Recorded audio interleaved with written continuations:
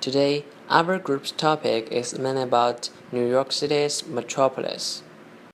In the late 19th century, the very rich of New York began building mansions along the stretch of Fifth Avenue between 59th Street and 96th Street, looking onto Central Park.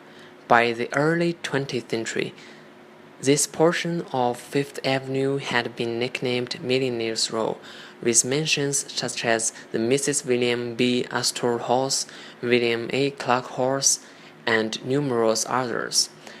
Entrance to Central Park along this stretch include Inventor's Gate at 72nd Street, which gave access to Park's carriage drives, and Engineer's Gate at 90th Street, used by equestrians.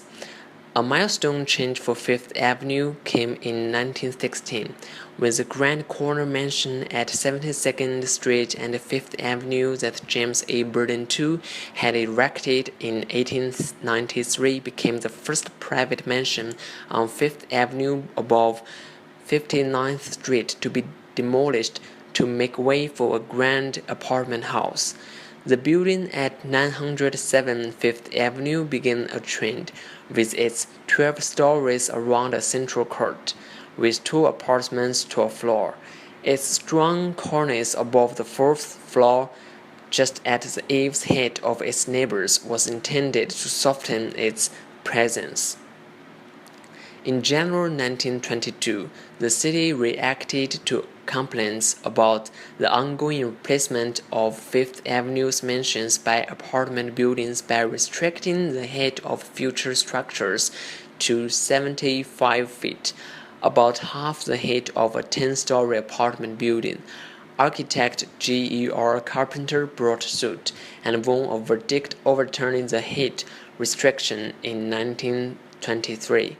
Carpenter argued that the avenue would be greatly improved in appearance when deluxe apartments would replace the old-style mansions.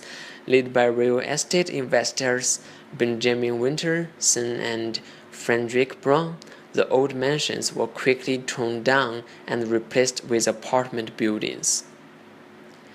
This area contains many notable apartment buildings, including 810 Fifth Avenue and the Park Sink, many of them built in 1920s by architects such as Rosario Cadilla. A very few post-World War II structures break the unified limestone frontage. I'm going to tell you about one of the famous restaurants in New York City in 19th century. It is the Delmonico's. Delmonico's is the name of a New York City restaurant of varying duration, quality, and fame. It gained a reputation as one of the nation's top fine dining establishments.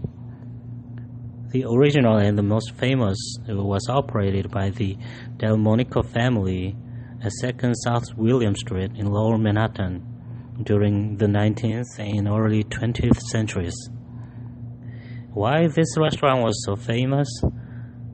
As the New York became the international center for trade in 19th century, many rich millionaires want to have an entirely new style of dining. Cosmopolitan merchants, both foreign and local, get tired of the usual hotel ordinary. Usually, hotel provided a set meal, which was served at a given hour at a fixed price, but they demanded the greater versatility of the European dining. Delmonico's in 1830s became the first popular American eating establishment to let its patron order a la carte, which means from the chart or a menu, at any hour they wish it, for a reasonable price. They also provided for the first time a separate wine list. One of the most sumptuous dinners ever provided at Delmonico's cost $20,000. Can you believe that? $20,000 for one dinner. That dinner was hosted in 1865 by Sir Morton Peto, an Englishman highly regarded in Wall Street. At the dinner, 100 New York merchants sat on a satin cushion listening to the highest-paid musicians in the city. It was a big success, and its success as the first true restaurant stimulated a new national pastime. Thank you.